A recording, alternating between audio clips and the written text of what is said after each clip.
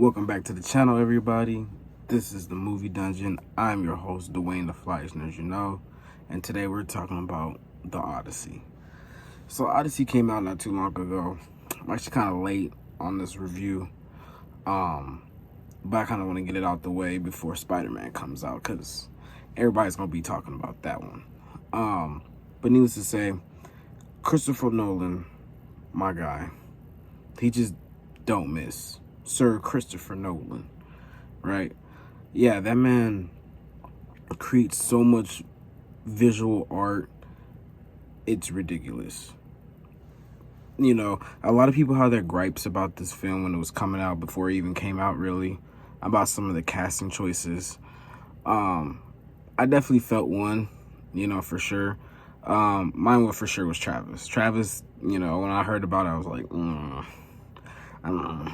But when I saw the movie, this is all, again, should I say this is spoiler, but he's only in the movie for like 2 minutes, even that.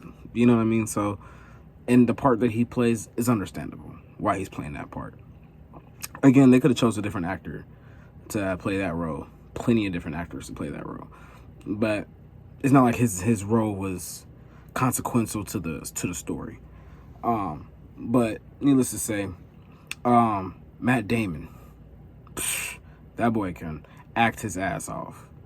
You know what I mean? I forget how good he is. I knew he was good, but it's just like, I never had him really up there for some reason.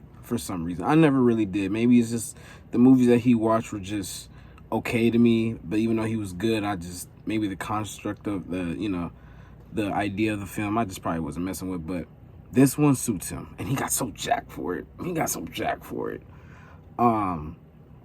His version of Odyssey is more, it was more understanding for me to relate to. I grew up watching the 1997 one because of my father. So, it was definitely a weird time, because I was born in 97. So obviously when I grew up to watch it, it was outdated. So needless to say, like, I couldn't really grasp to that one. I couldn't gravitate to that one, but this one for sure. 100%, I loved it. A lot of people also hated about the dialogue. The dialogue in the film, it didn't bother me, not one bit. Oh, you're a daddy. It was just the performance of it. You just completely forget that was supposed to happen. And again, this is Greek mythology, bro. It has cyclopses, monsters, sirens. Man, who cares about the little accent? You know what I mean? Who cares if they don't have it? You know what I mean? If he would have went with it, even more nods to him. You know what I mean? But he didn't have to. It's Christopher Nolan. Look at everything else he does. One thing about the movie, though, the time jumps in it. I only seen this movie once. I did understand it the first time, but I did see myself low-key kind of lost in maybe like the first two giant time jumps. But other than that, it was pretty easy to follow and maintain, really.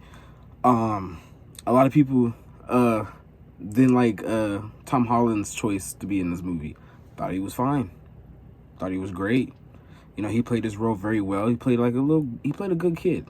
A good kid wants to do the right thing, and wants his family back. And he plays that well. He doesn't play it overly dramatic. He doesn't feel like it's, Tom Holland in a role. He plays that son very well.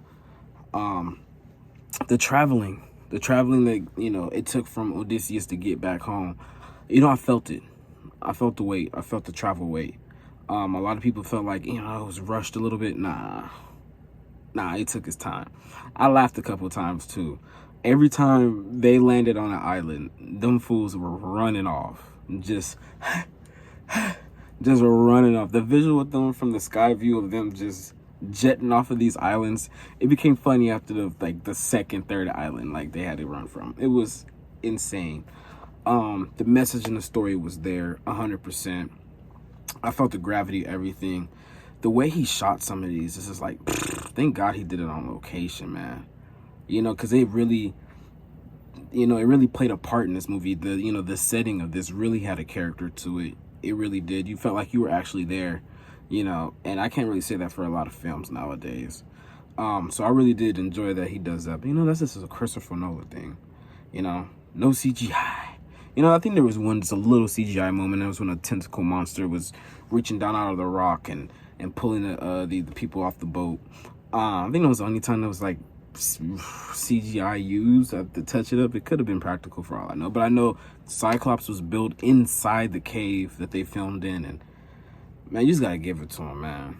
You know, Christopher Nolan does say he was gonna do, you know, wait another 3 years before doing a film. That's typical Christopher Nolan. And this is probably gonna win an Oscar. Matt Damon's probably gonna get an Oscar for this. You know what I mean? So I'm just happy this movie came into a generation of mine, because this is an important film. You know, just like how I believe Sinners was an important film.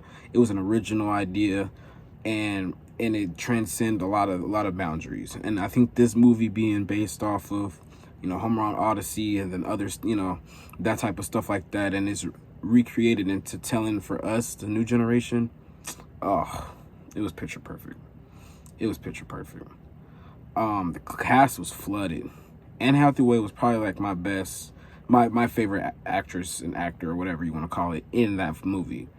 You know, she was so convincing in everything. Like, I felt sad for her. I felt the impatientness with her. You know, you could really feel her for real. And that's his Anne Hathaway, man. She got that. You know, Christopher Nolan knows who to pick.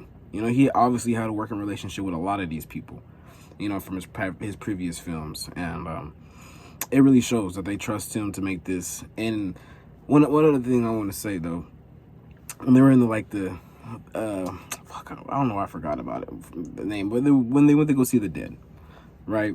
I watched how they did that, you know, having them have like snorkelers and, you know, under the ground and being timed after the first person goes underneath the dirt and stuff like that. Visually, stunning. I would never even, to me, like, again, I was sitting back like, bro, how did he even make that? Even if they explained it to me, I still don't get it. Snorkelers, where were they? What little pocket hole was there? It was completely covered. It blows my mind. But I do hear a lot of people who gripe about that there was a lack of like motion and stuff like that, and it was kind of like all over the place and stuff. I didn't feel any of that. You know, for beat, I was with the characters and what they felt and their motives, and, you know, the drive they want to get them home and stuff like that. It was funny with the sirens, though. You know, a lot of that already got memed the hell out. You know, of him tied up onto that boat and him screaming, and everybody can't hear except for that one guy who ends up jumping into the water. It got memed out. But yeah, that siren scene, I'm glad they did that right. I wish we could have seen the sirens a little bit, but we just seen, like, you know, their outline, they're in from a distance and stuff like that. It's cool. You know, you can see them, but I wish we really got to see them. And I don't know, maybe because, I don't know. I mean, because he did film on the ocean, so maybe having people actually in the ocean trying to film perfect was probably just way too dangerous and stuff like that. And they're already dealing with, you know, some bad weather too, actually, while they were filming. The shot with the dolphins, you know, that was the dolphins coming into frame. That was by just luck, you know. So this movie was meant to be. It was meant for our eyes, meant for our comfortability, everything you want to call it. This movie was meant for it. I'm just so happy it came out. Like I said, I'm kind of late on this review, but I give it a complete 10 out of 10, if not a 9.5. The score is good. It's not as the guy who did the score, you know, I know he did Black Panther and whatnot. And I mean, not Black Panther, Sinners and stuff like that. I think he did Black Panther too as well. I would say Sinners was his better score out of this one, but by far this is still pretty good. Don't get me wrong. This is still 100% fire. I just, you know, damn. I don't know what to say to it, just but great things. It just smiles when it just pops into my head, man. It's such a good movie, man. And for people who love the book and love, you know, the poems and all that stuff, this, to me, this is the one.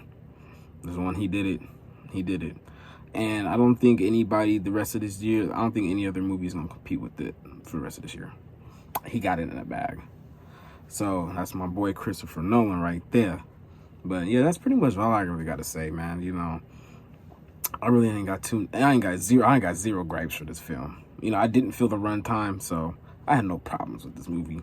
You know, it sucked. I had to go to the bathroom one time. I had to go to the bathroom one time. Usually I don't do that. Avatar stuck through it, but this one, I gotta go because I don't want to be thinking about this. I need to focus in. But it was great. It was totally great. But this is the Movie Dungeon. I am your host, Dwayne the Fleisner, as you know. Peace.